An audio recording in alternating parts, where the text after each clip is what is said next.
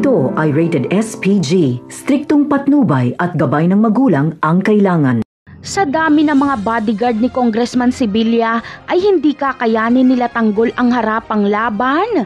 Ngunit alam nila na babae ang kahinaan ni Sibilya. Kaya sinubukan siyang akitin ni Bubbles at gumana naman ito.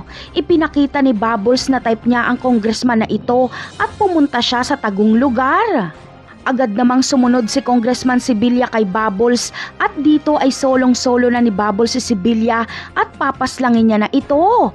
Habang si Tanggol naman ay nakatago at nakaalalay lang kay Bubbles. Kapag magsimula ang putukan ay si Tanggol ang haharap sa mga tauhan ni Sibilya. Kaya matinding laban ang susuungin nila Tanggol bago sila makaalis sa lugar na yon. At dahil nasa munisipyo sila ay agad na makakaresponde ang mga pulis. Ganun pa man ay kahit mga pulis ay hindi magdadalawang isip si Tanggol na lumaban, makaalis lang sila doon. Ngunit kasama kaya sa mga re-responding pulis si Rigor?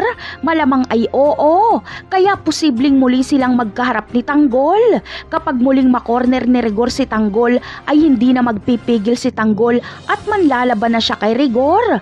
Ngunit ano kaya ang magiging reaksyon ni Rigor kapag makita niyang si Tanggol ang kanyang kaharap? Yan ang aabangan natin sa mga susunod na episode ng Batang Quiapo. Paalam!